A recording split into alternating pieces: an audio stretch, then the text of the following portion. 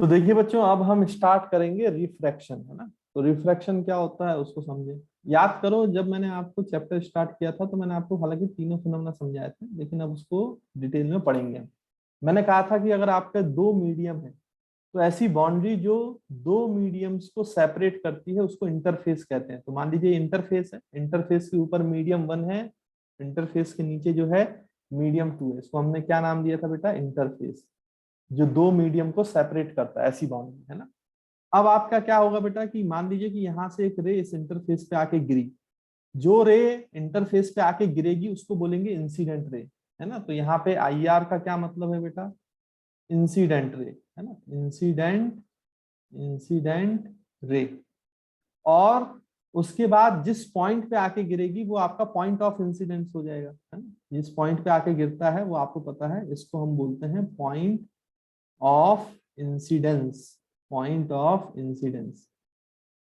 अब देखो, जो पॉइंट ऑफ इंसिडेंस है वहां पे हमें एक नॉर्मल खींचनी पड़ती है बच्चों, है ना, आपको याद होगा। तो यहाँ पे हमने क्या किया बेटा? एक नॉर्मल खींची। इंटरफेस के परपेंडिकुलर लाइन खींचोगे उसको नॉर्मल बोलेंगे, है ना। तो इसमें मेरे ख्याल से कोई प्रॉब्लम नहीं है, ये चीज भी आपको समझ में आती है। उसके बाद इंसिडेंट रे और नॉर्मल के बीच में जो एंगल होता है उसको हम एंगल ऑफ इंसिडेंस बोलते हैं। तो यहाँ पे आई जो है वो क्या है बेटा? Angle of incidence, angle between normal and incident ray, angle of incidence. अब उसके बाद क्या होता है बेटा कि जब रे एक मीडियम से दूसरे मीडियम ट्रेवल करती है तो वो अपने रास्ते से थोड़ा बैंड हो जाती है। देखो, अगर ये एक ही मीडियम होता तो ये रे ऐसे जाती डॉटेड लाइन के लॉन्ग, लेकिन क्योंकि इंटरफेस के बाद मीडियम बदल गया तो वो अपने पास से थोड़ा बैंड हो जाएगी। देखो, ऐसे बेंडिंग इफेक्ट आएगा। ये जो बेंडिंग इफेक्ट आ रहा है इसी को फिनोमेना ऑफ रिफ्रैक्शन बोलते हैं। और ये जो बैंड होके रे गई इसको बोला जाता है रिफ्रैक्टेड रे। यहाँ पे रिफ्लेक्टेड नहीं आएगा बच्चों, अब आएगा रिफ्रैक्टेड रे, रिफ्रैक्टेड रे, है ना। जब वो दूसरे मीडियम में जाती है तो रिफ्रैक्टेड रे होती है। जब सेम मीडियम में, फर्स्ट मीडियम में बाउंस बैक करके आ जाती तो वो रिफ्लेक्टेड रे होती है ना। अब क्योंकि दूसरे मीडियम में ट्रेवल कर गई रे इसलिए वो रिफ्रैक्टेड रे। और रिफ्रैक्टेड रे और नॉर्मल के बीच में जो एंगल है उसको एंगल ऑफ रिफ्लेक्शन बोलते हैं। तो यहाँ पे जो स्मॉल आर है वो एंगल ऑफ रिफ्लेक्शन नहीं है, एंगल ऑफ रिफ्रैक्शन है। ध्यान दे, एंगल ऑफ रिफ्रैक्शन। जो रिफ्रैक्टेड रे और किसके बीच में बन रहा है बेटा? नॉर्मल के बीच में, है ना। तो ये टर्मिनोलॉजीज है जो आपको याद रखना है रिफ्रैक्शन। तो रिफ्रैक्शन का फिनोमेना क्या हुआ कि जब भी रे एक मीडियम से दूसरे मीडियम में जाएगी तो उसमें बेंडिंग इफेक्ट आएगा। ये जो बेंडिंग फिनोमेना है, इसी बेंडिंग फिनोमेना को हम बोलते हैं रिफ्रैक्शन। इसी फिनोमेना को क्या बोला जाता है बेटा? रिफ्रैक्शन। तो मेरे ख्याल से आपको रिफ्रैक्शन का जो डेफिनेशन है वो क्लियर हो गया होगा। तो मैं यहाँ पे रिफ्रैक्शन की डेफिनेशन भी लिख देता हूँ, तो आप एक पॉइंट बना के लिख सकते हो बेटा। The phenomena, the phenomena, the phenomenon of light, of light, of light in which, in which, in which light ray, in which light ray, light ray bends, light ray bends, light ray bends when it travels, when it travels from one medium, from one medium to another medium, one medium to another medium। तो ये जो phenomena है बेटा, the phenomena of light in which light ray bends when it travels from one medium to another medium is called as refraction. तो इसी phenomena को बच्चों refraction कहा जाता है। तो मेरे ख्याल से आपको रिफ्रैक्शन का जो फिनोमेना है वो अच्छे से क्लियर हुआ। अच्छा, ये रिफ्रैक्शन का फिनोमेना होता क्यों है? अब बात तो ये आती है, रिफ्रैक्शन तो पता चल गया ना कि जब भी दो मीडियम के बीच में लाइट ट्रेवल करेगी, एक मीडियम से दूसरे मीडियम में जाएगी तो अपने ओरिजिनल पाथ को छोड़कर बेंड हो जाएगी। और ये बेंडिंग इफेक्ट जो है इसी फिनोमेना को हम क्या बोलते हैं? रिफ्रैक्शन बोलते हैं। लेकिन फिर मन में सवाल ये आता है कि रिफ्रैक्शन होता क्यों है आखिर? तो इसका जो सबसे मेन रीजन है बेटा रिफ्रैक्शन के होने का जो कारण है वो है डिफरेंट मीडियम में different velocity of light. Actually medium 1 में लाइट की स्पीड अलग होती है और मीडियम 2 में लाइट की स्पीड अलग होगी। इन दोनों में लाइट की स्पीड अलग अलग होती है। अच्छा, ये अलग अलग क्यों होती है? तो इसका कारण थोड़ा सा अभी आप नहीं समझ पाओगे, क्योंकि हायर लेवल की थोड़ी सी इसमें फिजिक्स चाहिए, उसमें इलेक्ट्रोमैग्नेटिज्म को आपको समझाना पड़ेगा, इलेक्ट्रोमैग्नेटिक वेव्स को अच्छे से समझना पड़ता है ना। तो हायर लेवल पर उसकी बात होती है, जब आप 12th क्लास की फिजिक्स पढ़ोगे तो वहां पे इलेक्ट्रोमैग्नेटिक वेव्स का चैप्टर है, वहां आपको समझ में आएगा कि डिफरेंट मीडियम में आपकी जो लाइट की स्पीड है वो क्यों चेंज हो जाती है। लेकिन अभी फिलहाल आप ये फैक्ट के तौर पे याद करो, फैक्ट के तौर पे याद रखो कि जब जब आपका मीडियम बदलता है तो उसमें लाइट को ट्रेवल करने की जो स्पीड है, लाइट की ट्रेवल करने की जो स्पीड है वो भी चेंज होती है। और क्योंकि दो मीडियम में लाइट ट्रेवल कर रही है, मीडियम 1 से मीडियम 2, तो यहाँ पे स्पीड में चेंज आया है, और इस स्पीड में चेंज आने की वजह से ही बेंडिंग फिनोमेना होता है, बेंडिंग फिनोमेना होता है, रिफ्रैक्शन होता है ना। तो आई होप आप इस पॉइंट को भी क्लियरली समझ पाए होंगे, है ना। तो यहाँ पे हम लिख लेते हैं कि इसका कॉज क्या है, बेंडिंग होने का, रिफ्रैक्शन दिखाने का जो लाइट का कॉज है वो क्या है ना। तो उसको हम लिख लेते हैं बेटा। तो यहाँ पे आप हेडिंग डाल लो, कॉज ऑफ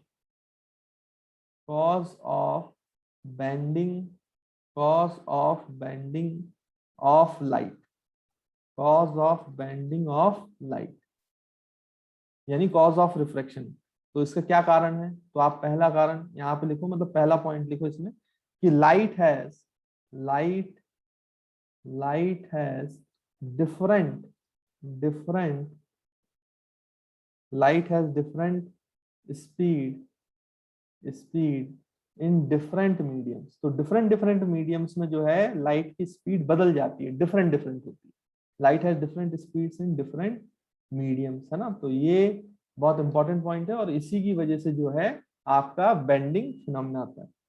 अब एक बात और याद रखेंगे बेटा कि स्पीड ऑफ लाइट जो है, देखो मैंने अभी आपको पिछली वीडियो में बताया था कि वेव क्या होता है, और लाइट जो है एक ट्रांसवर्स वेव है, इलेक्ट्रोमैग्नेटिक वेव।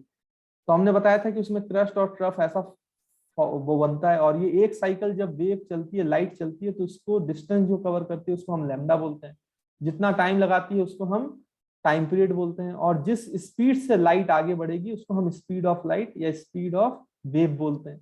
और इसका फॉर्मूला था distance covered upon time taken, है ना। तो लैम्डा अपॉन टी, और इसको ऐसे भी लिख सकते हैं बेटा, 1 टाइम पीरियड जो है वो फ्रीक्वेंसी होता है, तो लैम्डा इंटू एफ, ऐसे भी लिख सकते हैं। अच्छा, एक बात ध्यान रखना, यहाँ पे फ्रीक्वेंसी अगर आप निकालना चाहो तो स्पीड ऑफ वेव या speed of light upon lambda, देखो इस फॉर्मूले से आएगा।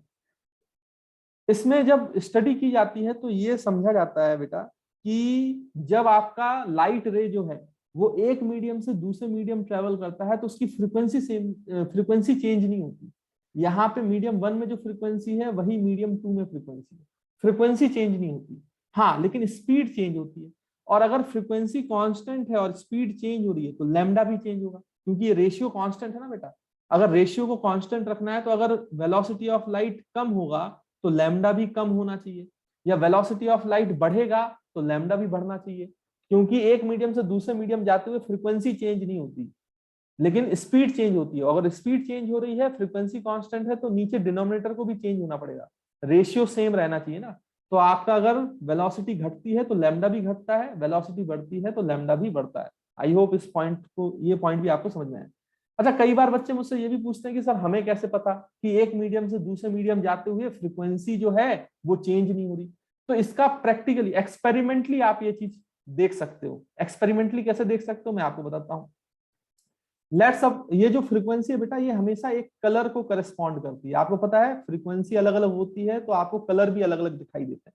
तो फ्रीक्वेंसी जो है वो कलर से रिलेटेड है, मतलब अगर आपका कलर चेंज हो गया तो फ्रीक्वेंसी चेंज हुई, और अगर कलर चेंज नहीं होता है तो फ्रीक्वेंसी चेंज नहीं होती। अब आप सोचो कि यहाँ पे बेटा आपका एक स्विमिंग पूल है, या फिर आप एक बीच में जो है वो ट्रांसपेरेंट ग्लास का बॉक्स रख दो जिसमें पानी भरा है, पानी भरा। अब आप ऐसा सोचो कि इसके नीचे आपने एक बल्ब लगा दिया, और मान लीजिए बेटा ये जो बल्ब है ये ग्रीन कलर का है, ग्रीन कलर का, और आप पानी की सरफेस से ऊपर से देख रहे हो, आप ऊपर से देख रहे हो बेटा, पानी की सरफेस से ऊपर से देख रहे हो। तो आप खुद सोचो, आप खुद इमेजिन करो, या आपने कभी ऐसा देखा हो तो आपको पता होगा कि जो नीचे ग्रीन कलर का बल्ब है, जब आपकी आंखों पे गिरेगी लाइट तो ग्रीन ही दिखाई देगा। ऐसा नहीं, आप देखो अब आप कहां से देख रहे हो, एयर से, और पानी जो बल्ब है वो किस में रखा हुआ है, वाटर में, वाटर में, तो मीडियम चेंज हो गया ना। लेकिन मीडियम चेंज होने से क्या कलर चेंज हुआ? आपको अभी भी जो ये बल्ब है वो ग्रीन ही दिखाई देगा। आप ग्रीन कलर का कोई चीज वाटर में रखोगे तो ग्रीन ही दिखेगा, ऐसा नहीं होगा वो रेड दिखने लगेगा। यानी कलर चेंज नहीं हुआ। वाटर और एयर दोनों मीडियम में कलर चेंज नहीं हुआ, इसका मतलब फ्रीक्वेंसी भी चेंज नहीं हुई। कलर चेंज नहीं हुआ तो इसका मतलब फ्रीक्वेंसी भी क्या नहीं होगी बेटा, चेंज।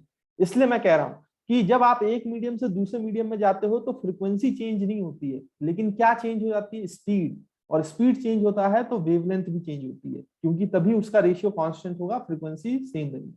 तो ये वाला पॉइंट भी लिख लो बेटा आप सेकंड पॉइंट में, कि when light ray when light ray travels from from one medium from one medium to another from one medium to another, comma frequency does not changes। तो फ्रीक्वेंसी जो है वो चेंज नहीं होगी, फ्रीक्वेंसी डज नॉट चेंज। तो frequency change नहीं होती है ना, ध्यान रखना। अच्छा, फ्रीक्वेंसी जैसे मैंने बताया फ्रीक्वेंसी चेंज नहीं होती, लेकिन स्पीड ऑफ लाइट चेंज हो जाती है। तो ऑब्वियस सी बात है कि आपका वेवलेंथ को भी चेंज होना पड़ेगा। इसलिए आप ये भी लिख सकते हो कि wavelength of light wave changes in different medium. Wavelength of light also changes when it travels from one medium to other। it travels from one medium to other। तो मेरे ख्याल से बच्चों ये वाले पॉइंट जो है वो आपको समझ में आएगा। तो these are the causes of bending of light, है ना। तो इसको नोट कर लीजिए, फिर हम आगे बढ़ते हैं। तो देखिए बच्चों, अब हम एक नया टर्मिनोलॉजी पढ़ने वाले हैं, नई क्वांटिटी पढ़ने वाले हैं, जिसको बोलते हैं रिफ्रैक्टिव इंडेक्स। एक्चुअली मैंने आपको बताया कि जब एक मीडियम से दूसरे मीडियम में लाइट ट्रेवल करती है तो बेंडिंग इफेक्ट आता है। लेकिन ऐसा तो होगा नहीं कि सारे मीडियम में एक जैसी बेंडिंग होगी। ऑब्वियसली बात है, अलग अलग मीडियम में अलग अलग तरीके से बैंड होगी लाइट। किसी मीडियम में ज्यादा बैंड होगी तो किसी में कम बैंड होगी। तो कब ज्यादा होगी कब कम होगी ये कैसे पता करेंगे? उसको डिफाइन करने के लिए एक फिजिकल क्वांटिटी डिफाइन की गई है, इसको बोला गया रिफ्रैक्टिव इंडेक्स। तो इस रिफ्रैक्टिव इंडेक्स की वैल्यू को देखकर हम बता सकते हैं कि बेंडिंग कब ज्यादा होती है और कब कम होती है ना। कैसे, वो अभी हम समझ लेंगे, उसके लिए आपको परेशान नहीं होना है। तो जो स्पीड ऑफ लाइट चेंज होती है डिफरेंट मीडियम्स में, वो कितनी चेंज होती है स्पीड ऑफ लाइट, उसको समझने का एक तरीका है। उसके लिए हमने एक क्वांटिटी डेवलप की है जिसको हम बोलते हैं रिफ्रैक्टिव इंडेक्स।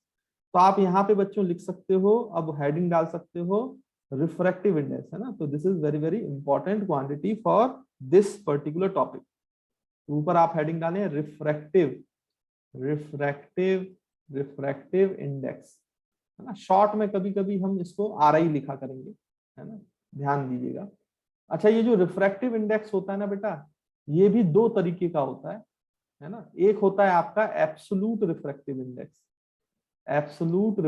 इंडेक्स, और दूसरा होता है आपका रिलेटिव रिफ्रैक्टिव इंडेक्स।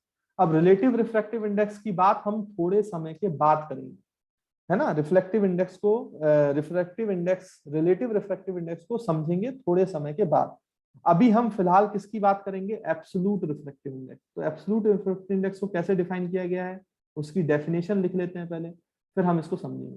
तो एब्सोल्यूट रिफ्रैक्टिव इंडेक्स को बेटा एन से डिनोट करते हैं सिंपली, है ना। एन सिंबल है, इससे डिनोट किया जाता है। और इसकी डेफिनेशन क्या होती है, देखो कई किताबों में ये सिंबल म्यू भी होता है, अलग सिंबल होता है, लेकिन आप परेशान मत होना, उसका मतलब रिफ्रैक्टिव इंडेक्स ही होता है। अभी तो आप इतना याद रखें, जो एनसीईआरटी वगैरह में दिया है उसमें एन से डिनोट किया हुआ है। तो जो एब्सोल्यूट रिफ्रैक्टिव इंडेक्स की डेफिनेशन होती है, वो डेफिनेशन क्या दी गई है बेटा, ये कहा गया absolute refractive index is the ratio of, है ना। यहाँ पे पूरा स्टेटमेंट लिख देता हूँ, फिर मैं उसको मैथमेटिकली लिख दूंगा, है ना। तो यहाँ पे आप लिख लो, absolute refractive index can be defined as, yeah, it is defined as the ratio of, it is defined as the ratio of speed of light speed of light in air to the speed of light in medium. तो absolute refractive index किसी medium के लिए define किया जाता है, और कैसे define किया जाता है बेटा, ये रेशियो है किस किस का, light, speed of light in air upon speed of light in medium. यानी कि हमें रिफ्रैक्टिव इंडेक्स लिखना चाहिए mathematically, it is the ratio of speed of light in air. अच्छा, जो speed of light in air है बेटा, उसको सी से डिनोट करते हैं, याद रखेंगे। और speed of light in medium, और किसी भी मीडियम में जो स्पीड ऑफ लाइट है उसको v से डिनोट करेंगे। तो आप इसको c/v का रेशियो बोल सकते हो। अच्छा, ये जो रेशियो है बेटा, आप ध्यान से देखो, ऊपर भी स्पीड ऑफ लाइट है मतलब मीटर पर सेकेंड है, और नीचे भी स्पीड ऑफ लाइट है मीटर पर सेकेंड, तो दोनों कैंसिल हो गए। तो ये कैसी क्वांटिटी है बेटा, ये यूनिटलेस क्वांटिटी। इसका मतलब कोई यूनिट नहीं होगा, ये जो रिफ्रैक्टिव इंडेक्स है इसका कोई यूनिट नहीं होता, ये केवल एक नंबर होता है, एक न्यूमेरिकल वैल्यू होती है, यूनिटलेस क्वांटिटी है, एक नंबर आएगा आपके पास। वो नंबर क्या एक्सप्लेन करता है वो हम समझेंगे। अच्छा, मैं एक बात आपको और बता दूं, जो speed of light in air या फिर वैक्यूम, जो भी आप बोलना चाहो, दोनों बोल सकते हो, ये जो कैलकुलेट की गई है वो कितनी कैलकुलेट की गई है, कई सारे एक्सपेरिमेंट से, वो मैं आपको बता देता हूँ। इसकी वैल्यू याद रखना बच्चों, है ना, बहुत इंपॉर्टेंट। तो आप याद रखेंगे कि जो स्पीड ऑफ लाइट है एयर में या वैक्यूम में, वो होती है 3 × 10⁸ मीटर पर सेकेंड। मतलब ये जो c की वैल्यू है वो आपकी 3 × 10⁸ मीटर पर सेकेंड होती है ना, ये याद रखना है आपको, क्योंकि ये डाटा जो है आपको न्यूमेरिकल्स में नहीं दिया जाएगा। तो वैसे हालांकि याद ही रहता है, कोई बड़ी बात नहीं है, बहुत आसान सा फैक्ट है। स्पीड ऑफ लाइट एयर और वैक्यूम में c की वैल्यू क्या होती है बेटा, आपका बेसिकली 3 × 10⁸ है ना। और जैसे मैंने आपको बताया कि जो आपका रिफ्रैक्टिव इंडेक्स है वो बेटा एक यूनिटलेस क्वांटिटी, तो it is just a number, it is a pure ratio. देखो, ऊपर भी स्पीड ऑफ लाइट है, नीचे भी स्पीड ऑफ लाइट है, लेकिन याद रहे ऊपर एयर है और नीचे वेलोसिटी। तो रिफ्रैक्टिव इंडेक्स जो है वो एक्चुअली में कंपैरिजन है किसी मीडियम में स्पीड ऑफ लाइट का, किसके कंपेयर में, एयर के कंपेयर में या वैक्यूम के कंपेयर में, कि कितने टाइम्स जो है स्पीड ऑफ लाइट कम हो जाती है। जैसे फॉर एग्जांपल यहां से मैं समझाऊंगा आपको, तो यहां से आप क्या लिख रहे हो, refractive index equals to c/v। तो यहां से velocity of light in medium, speed of light in medium कितना आ जाएगा बेटा, c/n। और मैंने बताया ना कि n जो है it is just a number, एक नंबर है। अब आप सोचो कि एक मीडियम है बेटा, मीडियम नंबर 1, जिसका रिफ्रैक्टिव इंडेक्स जो है 2 है, मान लेते हैं एक ऐसा मीडियम है जिसमें रिफ्रैक्टिव इंडेक्स की वैल्यू जो है वो 2 है। तो सोचो उस मीडियम 1 में स्पीड ऑफ लाइट क्या होगी, उस मीडियम 1 में स्पीड ऑफ लाइट क्या होगी, c/2। यानी 2 टाइम्स स्पीड ऑफ लाइट कम हो गई, किसमें, मीडियम 1 में, किसके कंपैरिजन में, एयर के कंपैरिजन। तो स्पीड ऑफ लाइट कितने गुना कम हो जाती है किसी मीडियम में, वो उसका रिफ्रैक्टिव इंडेक्स बताता है बेटा। ये वो फैक्टर है रिफ्रैक्टिव इंडेक्स जो ये बताता है कि कितने टाइम्स कम हो जाती है स्पीड ऑफ लाइट। जैसे मीडियम 1 में 2 टाइम्स कम हो गई क्योंकि उसका रिफ्रैक्टिव इंडेक्स 2 था। सोचो मेरे पास एक मीडियम 2 है, उसमें रिफ्रैक्टिव इंडेक्स की वैल्यू 5 है। हालांकि रिफ्रैक्टिव इंडेक्स 5 होता नहीं किसी मटेरियल का, मैक्सिमम जो रिफ्रैक्टिव इंडेक्स की वैल्यू है वो 2.42 के समथिंग है, जो डायमंड के लिए होता है ना बेटा। तो 5 होता नहीं, लेकिन मैं आपको एग्जांपल के लिए समझा रहा हूँ, ऐसा मत समझ लेना कि प्रैक्टिकली ये वैल्यू पॉसिबल है। मैक्सिमम रिफ्रैक्टिव इंडेक्स की वैल्यू 2.42 के आसपास या 2.52 के आसपास होती है, उससे ज्यादा रिफ्रैक्टिव इंडेक्स की वैल्यू नहीं होती। लेकिन समझाने के लिए मैं आपको समझा रहा हूँ कि मान लीजिए कि अगर एक ऐसा मीडियम होता जिसमें रिफ्रैक्टिव इंडेक्स की वैल्यू 5 होती, तो उसका मतलब क्या है कि उसमें वेलोसिटी ऑफ लाइट 5 टाइम्स कम हो जाएगी, 5 टाइम्स कम हो जाएगी, किसके कंपैरिजन में, एयर के कंपैरिजन। तो जिस मीडियम का रिफ्रैक्टिव इंडेक्स जितना ज्यादा होगा उसमें स्पीड ऑफ लाइट उतनी ही कम होगी, उतने गुना कम हो जाएगी। सोचो आप, तो रिफ्रैक्टिव इंडेक्स की जो वैल्यू है, जो नंबर है रिफ्रैक्टिव इंडेक्स, यूनिटलेस क्वांटिटी है, वो नंबर हमें ये बताता है कि कितने टाइम्स स्पीड ऑफ लाइट किसी मीडियम में कम हो सकती है। जितना ज्यादा होगा उस मीडियम में उतनी ही कम स्पीड ऑफ लाइट होगी। तो मेरे ख्याल से आपको ये पॉइंट जो है बेटा वो समझ में आया होगा, है ना, इसमें कोई दिक्कत वाली बात नहीं। तो या ये जो मैंने आपको बताया रिफ्रैक्टिव इंडेक्स का फिजिकल सिग्निफिकेंस जो है वो आपको अगर समझ में आए तो आप यहाँ पे नोट लिख सकते हो बेटा। तो यहाँ पे एक नोट भी लिख लें साथ ही साथ, है ना, ताकि आपको चीजें याद रहे। तो नोट में आप लिख सकते हो बच्चों कि if a medium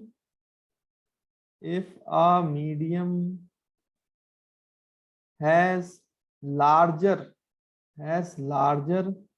value of refractive index,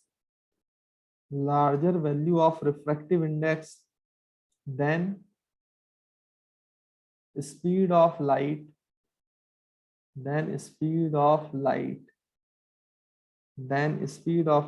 in that medium becomes smaller, है ना। जितना ज्यादा रिफ्रैक्टिव इंडेक्स होगा उतनी ज्यादा छोटी, उतनी कम वैल्यू होगी किसकी बेटा, स्मॉलर वैल्यू होगी किसकी, स्पीड ऑफ लाइट की, है ना। Speed of light in that medium becomes smaller and vice versa. और इसका उल्टा भी ट्रू है, जितना कम रिफ्रैक्टिव इंडेक्स होगा उसमें स्पीड ऑफ लाइट उतनी ज्यादा होगी, लार्जर वैल्यू होगी, है ना। तो आई होप आपको ये जो पॉइंट है ये अच्छे से समझ में आएगा। Physical significance of refractive index भी आपको क्लियर होगा, और रिफ्रैक्टिव इंडेक्स हमें स्पीड ऑफ लाइट की इंफॉर्मेशन कैसे देता है ये बात भी आपको समझ में आएगा, है ना। तो आपको अब समझ में आता है कि रिफ्रैक्टिव इंडेक्स की वैल्यू देखकर आप बता सकते हो किस मीडियम में ज्यादा स्पीड ऑफ लाइट है और किस मीडियम में कम स्पीड ऑफ लाइट, है ना। इस बात का ध्यान रखिए, नोट। अब देखिए बच्चों, जैसे कई बार इस टाइप का एक क्वेश्चन पूछा जाए तो उसका भी आप बहुत आसानी से आंसर कर सकते हो अगर आपको रिफ्रैक्टिव इंडेक्स का बेसिक कॉन्सेप्ट क्लियर हुआ है। जैसे मैं आपसे बोलूं कि भाई refractive index of glass, glass जो है उसका रिफ्रैक्टिव इंडेक्स होता है 3/2, एंड रिफ्रैक्टिव इंडेक्स ऑफ जो है आपका वाटर, वाटर का जो रिफ्रैक्टिव इंडेक्स होता है वो होता है 4/3, है ना। तो आपसे बोला गया है कि which of the option is correct, तो आपको बताना है कौन सा ऑप्शन करेक्ट है, which of the option option is correct. तो आपको 4 ऑप्शन दिए गए हैं। पहला option A, velocity in glass is less than velocity in water. Velocity of light in glass is less than velocity in water. B option, velocity of light in glass is greater than velocity of light in water. C option, velocity of light in glass equals to velocity of light in water. D option, insufficient data, मतलब यहाँ पे sufficient data नहीं है कि हम इस चीज को बता पाए, डिटरमाइन कर पाए। तो अगर आपको कॉन्सेप्ट आता है रिफ्रैक्टिव इंडेक्स का तो बड़ा आसान है, जैसे मैंने अभी आपको बताया, उसका फिजिकल सिग्निफिकेंस यहाँ पे यूज करना है। तो देखिए आपको पता है कि रिफ्रैक्टिव इंडेक्स ऑफ ग्लास जो है वो 3/2 है, तो 3/2 को 1.5 लिख लो। And refractive index of water जो है वो 4/3 है, 4/3 इज 1.33। आप सॉल्व करना, 4/3 1.33 आएगा। तो आपको समझ में आ रहा है कि यहाँ पे रिफ्रैक्टिव इंडेक्स ऑफ ग्लास जो है वो रिफ्रैक्टिव इंडेक्स ऑफ वाटर से ज्यादा बड़ा है। तो ये क्या इंप्लाई कर रहा है, जिस मीडियम का रिफ्रैक्टिव इंडेक्स ज्यादा है उसमें स्पीड ऑफ लाइट कम होगी, और जिसमें रिफ्रैक्टिव इंडेक्स कम है उसमें स्पीड ऑफ लाइट ज्यादा होगी। देखो अभी हमने समझा था, यानी कि स्पीड ऑफ लाइट जो ग्लास में है वो कम हो जाएगी speed of light in water compare to speed of light in water. तो देखो बेटा कौन सा ऑप्शन सही होगा आपका, VG इज लेस देन ए वाला ऑप्शन। तो A option is the correct answer. I hope आपको समझ में आया होगा कि इस टाइप के क्वेश्चंस कैसे किए जाएंगे। अब जैसे मैंने आपको बोला था कि रिफ्रैक्टिव इंडेक्स एक्चुअली में 2 टाइप के होते हैं। एक आपका रिफ्रैक्टिव इंडेक्स होता है एब्सलूट। देखो एब्सलूट में जो refractive index, absolute refractive index जो था उसमें हमने कैसे कंपेयर किया था बेटा स्पीड ऑफ लाइट को, वैक्यूम के कंपैरिजन में, वैक्यूम के कंपैरिजन। लेकिन रिलेटिव रिफ्रैक्टिव इंडेक्स जब आप लिखते हो तो आप स्पीड ऑफ लाइट को वैक्यूम के से कंपेयर नहीं करते हो, आप किसी दूसरे मीडियम से, एक मीडियम का स्पीड ऑफ लाइट किसी दूसरे मीडियम की स्पीड ऑफ लाइट से कंपेरिजन होता है। अगर एयर के कंपैरिजन में कर रहे हो तो वो एब्सलूट हो गया, एयर के अलावा कोई दूसरा मीडियम ले लोगे तो फिर वो रिलेटिव हो जाएगा, है ना। बस ये अंतर है एब्सलूट और रिलेटिव में, बाकी डेफिनेशन वाइज तो सेम है। बस vacuum, speed of light numerator में speed of light in vacuum आता है ना, वहां पे दूसरा मीडियम आएगा जिसके रेफरेंस में आप निकालते हैं। चलिए तो उसको भी हम समझ लेते हैं, यहाँ पे मैं उसकी भी डेफिनेशन लिख देता हूँ। तो अब आप लिख सकते हो, यहाँ पे हेडिंग डाल सकते हो बेटा, relative refractive index, relative relative refractive index, ठीक है। तो इसको भी आप डिफाइन कर सकते हो बेटा। ये क्या है, रिलेटिव रिफ्रैक्टिव इंडेक्स का मतलब refractive index of one medium, refractive index of one medium with respect to refractive index of, with respect to refractive index of other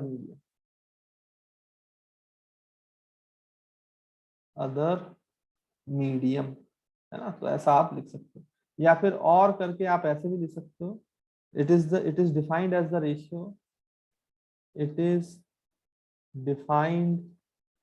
defined as the ratio of speed of light, ratio of speed of light in other medium, speed of light in other medium to the speed of light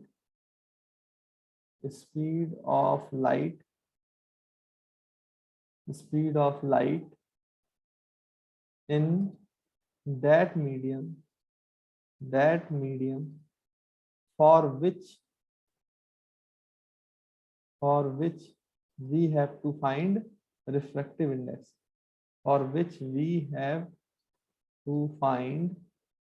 relative refractive index। जिसके respect में निकालना है वो ऊपर आएगा, और जिसके लिए निकालना है वो हमेशा डिनोमिनेटर में आएगा। ये बात याद रखना, जब आप वैक्यूम के रेस्पेक्ट में निकालते हो तो वैक्यूम के रेस्पेक्ट वाली स्पीड ऑफ लाइट ऊपर आती है और मीडियम की स्पीड ऑफ लाइट नीचे आती है ना, ध्यान रखिए।